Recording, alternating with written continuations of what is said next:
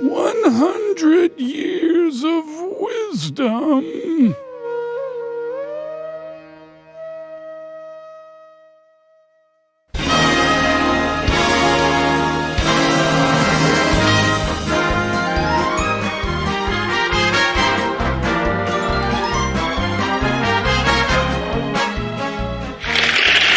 And the Oscar goes to Ye Jong-yoon. I cannot believe I'm here. Well, see, I don't believe in competition. How can I win Glenn Close? Win over Glenn Close? I've been watching her so many performances. So this is just all the nominees, 5 nominees. We are the winner for the different movie, different role. We play the different role, so we cannot compete each other. Tonight I'm here is just I have just a little bit luck. I think maybe I'm luckier than you.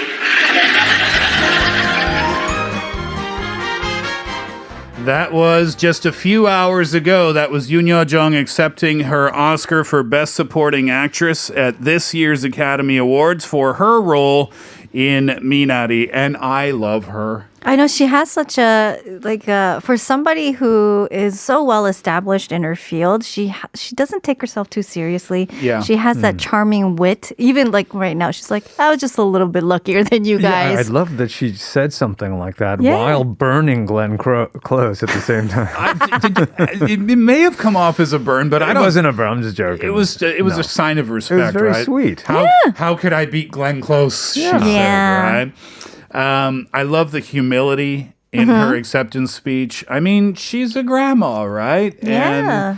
And she's a grandma that happens to be an amazing actress or an amazing actress that happens to be a grandma. I'm not sure which comes first, but anyway, really well done. And I love what she said, too, where she said, you heard it in the clip, you know, I don't like competition. This isn't a competition. We're all winners. We have different roles. It's just, I'm luckier than you. I think she said at another point in the speech, maybe it's American hospitality that let me win this year. Oh, interesting. Yeah, it's just kind of cute too, right? I mean, it's a great moment because, I mean, as we talked about before, there are so many wonderful actors all around the world that never get into the international spotlight. Right. And we're really fortunate that Korea is in the spotlight right now, and we get to see, you know, how just world-class these actors are, and they're getting recognized. Yep, and this was the first time for a Korean actress to win that award, Best Supporting Actress. Right. None of us have seen Minari here in the studio, but we know how good she is, right? And this just makes me want to, I already wanted to watch the movie, but this makes me want to watch it all the more. I wonder, I've been checking VOD, but I haven't checked it for a little while. I don't know if it's out on VOD yet or if it's... I don't think it is. No, it wasn't. Me and my roommate have been checking many days, but it's not out just yet. It wasn't so long ago that Minari was in the theater, and actually it might still be in the theater. It might come back, right? Well, I mean, yeah. hopefully. I'm sure. For people who didn't see it. The movie itself was nominated for, I think it was seven awards in total. Yeah. Stephen Yeun was nominated too, but the only winner was Yoon Yo-jung, and we're pretty happy about that. Yes, we are. Kate and I had a mini competition, I guess. I said Glenn Close was going to win for Hillbilly Elegy. I was like, nah. Kate said, hold on a sec. What about Yoon Yo-jung? And it turned out that you knew better than me, that's for sure. So we'll get to the quiz questions after the 3:30 break, Kate. But just give us a little teaser, if you don't mind, about what we're going to be doing here in today's 100 Years of Wisdom. Yeah, well, there's a lot of facts about the Oscars that I find interesting, including some that involve this year's Oscar and some just throughout history. And so just like a little light trivia question about the Academy Awards. Sounds good. Oh, by the way, we didn't mention Nomadland won Best Picture. Yeah. And I didn't have a chance to see that yet. But John, you said you've heard amazing things about that, yeah? I've heard amazing things. I've seen the trailers for it. And again, it's one of those, I have to watch this film and I never watch it. And Frances McDermott won Best Actress for her role. She's so good. I love her too. Yep, we talked about how much we love her before the show. She's one of the best actors in history. This is her fourth. Yeah. Fourth win. Really? Yeah. She's the new Meryl Streep, I think. Yeah, absolutely. So many great actors out there. All right, well, let's get started with 100 Years of Wisdom. Let's do one question first. Kate, lay it on us. So the topic is the Academy Awards. And earlier we heard a clip of Yoon Ye-jung. And this year's Academy Awards, a lot of history was made because, well, Yoon Ye-jung being the first Korean to win the Best Supporting Actress in its 93-year history of the awards. Now, that's not the only person that made history. Chloe Zhao, who was the director for Nomadland, she is the first woman of color to win Best Director and also the second woman to win the Best Director category. So here's my... And once again, in that 93-year history. Yeah, in that whole 93-year history. So who is the first female director to win the Best Director category? Do you know? Okay. Can you give us a year? Well, hold on. Does anybody come to mind, John? Great female directors in general is probably a very short list. Yeah, you know, there are a couple that come to mind.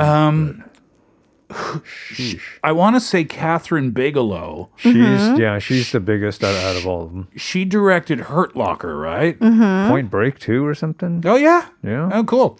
Maybe. So that would be my guess without hearing any multiple... Do we get some multiple choice? No. Oh, goodness. Oh, come on. First female director to win an Oscar for Best Picture. I'm wondering, because Sofia Coppola is the other one. Oh, that's a good guess. But I don't know if any of her films won an Oscar. Well, what was the one with Bill Murray? Lost in Translation. Did they win an Oscar? I don't know. It was just one of her top tier, one. That's a good guess, though. You're going to go with Sofia Coppola? You know what? Here's what I'm going to go with. Okay. I'm going to go with a winning answer. I'm waiting to give my answer until after somebody... I'll say Sofia Coppola. I'll say Catherine Bigelow. If you think you know the answer, text in pounder sharp 1013 for 50 or 101. Best Director award goes to today. What was her name again? Sorry.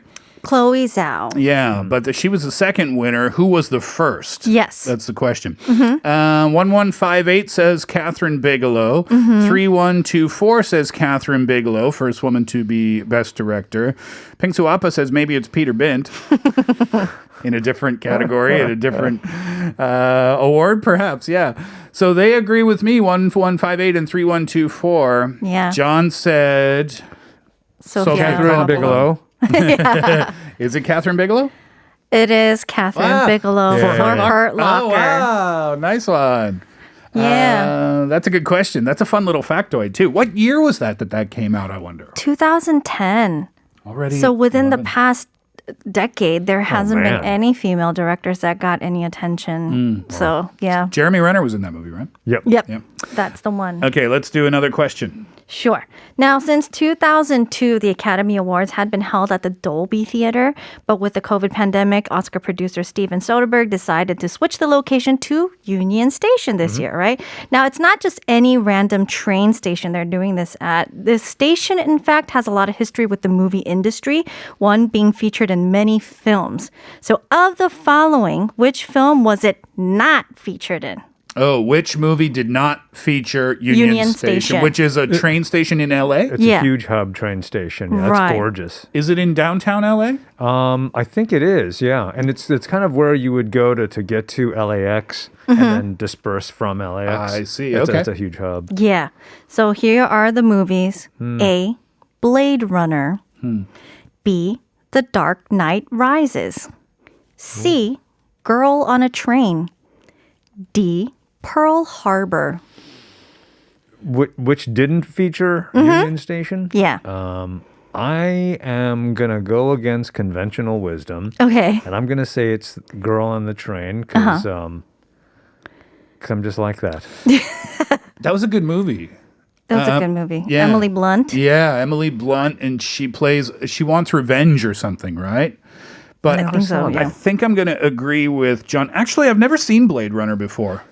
What? The OG? Yeah, and dare Harrison, you. I was watching the Oscars earlier today, and Harrison Ford was on stage to present the Best Editing Award. I forget who won. But anyway, he pulled out this piece of paper and he goes, these are some editor notes from a long time ago or something. This music shouldn't be in here. It's terrible. Why is this like this? Blah, blah, blah. There was a bunch of complaints, right? And he goes, that movie was Blade Runner. Here are the nominees for Best. Oh my god. So it was like, that was weird. Because he just ripped apart the person who made the editing advice for Yeah. Blade Runner and then said, oh, by the way, they work really hard and here are the nominees for this year. So he's crashed his plane one too many times, He's apparently. a bit cranky, isn't he? I kind of like him for that, though. All right, so Dark Knight, I think so. I'm going to say Girl on a Train because I think that's set in the countryside, I think. Oh. So I'm going to agree with you, John. Yeah, the thing is Dark Knight Rises, Blade Runner, and Pearl Harbor, I can completely see them using that kind of grand, almost gothic architecture inside. Girl on a Train, I never saw. So So you should check it out. It's good. You guys are both correct. Oh, yes! Two for Actually, two. Girl on a Train is based in New York. Oh, good. So it's a different train station in a different train. Oh, is that based in New York? Yes. I remember that. So it goes across the Hudson River and yada, yada, yada. I gotta watch that. You have a couple of questions left? Yes, I do. Let's do one. All right.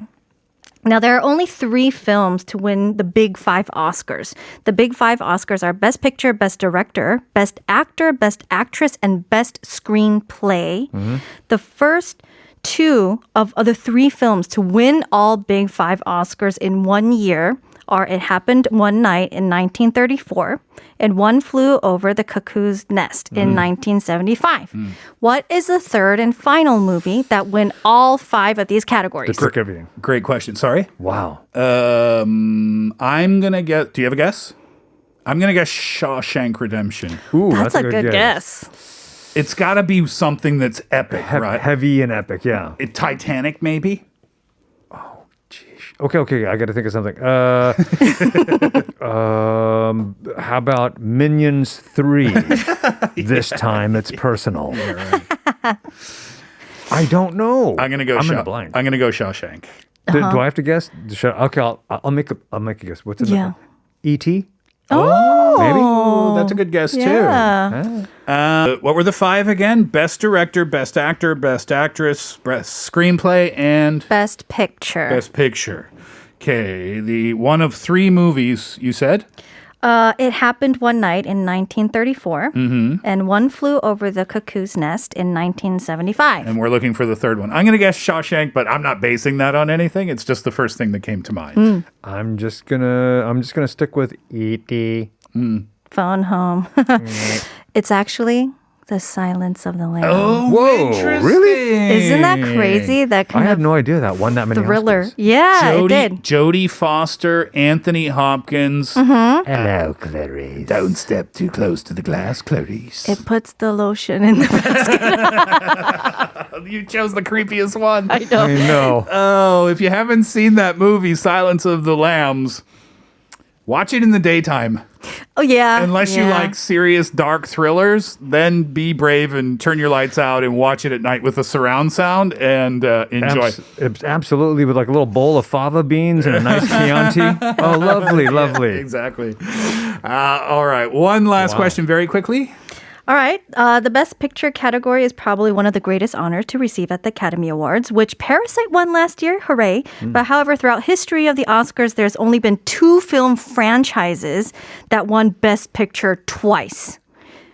Name the 2 film franchises. Sheesh. Okay, name the franchises. You got the Godfather franchise, Jaws, Star Wars. Jaws franchise. Star Wars, Jaws,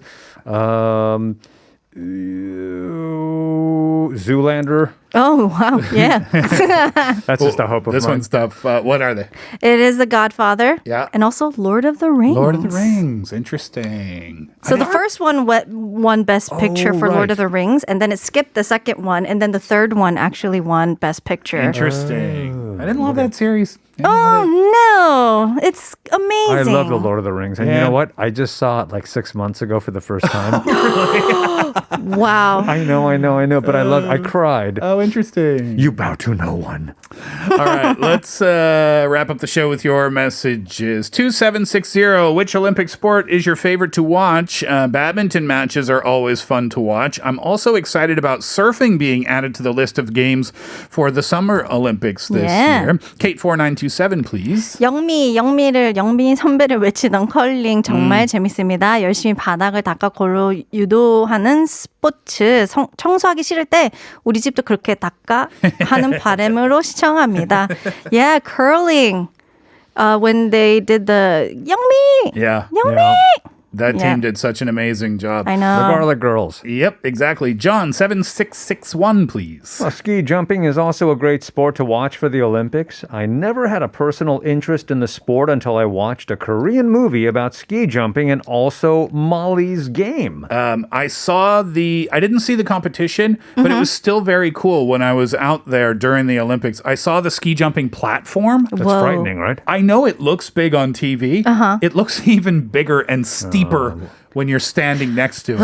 I know. I'm getting the chills thinking about doing Those are that. some brave athletes, right? Yeah. 9422, Kate, please. 물론 여름 경기들도 재밌지만 저는 개인적으로 겨울 경기들을 재밌게 보는 것 같네요. 쇼트트랙이랑 스피드 스케이팅이 제일 손에 땀을 치며 보게 돼요.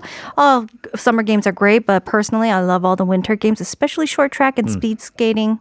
Yep, that's the one. Yeah, speed skating has its own fun intensity to it as Yeah. well, right?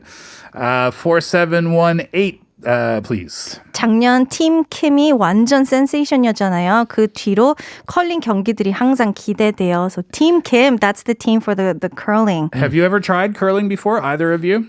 No, I haven't. No, but I have broomed my apartment while walking backwards. It's exactly the same thing. You and those Olympic athletes. Jin Young Yi says, my favorite Olympic sport is swimming, especially the 200-meter butterfly. An Se-hyun ranked 4th on the women's 200-meter butterfly in 2017. It was fantastic. Butterfly strokes look so beautiful always. It's true. They look very artistic, don't they? Yeah, Have you tried butterfly stroking in a pool before? I almost drowned.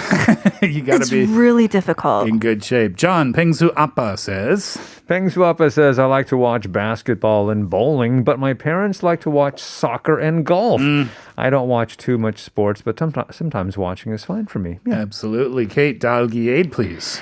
경보해보셨나요? 뛰는 것도 두 발이 동시에 떨어지면 안 된다는 경기 규칙 때문에 뒤뚱거리는 자세와 좀 박진감이 떨어져서 우리들의 관심을 잘 안 보이는데 이 운동 대박입니다.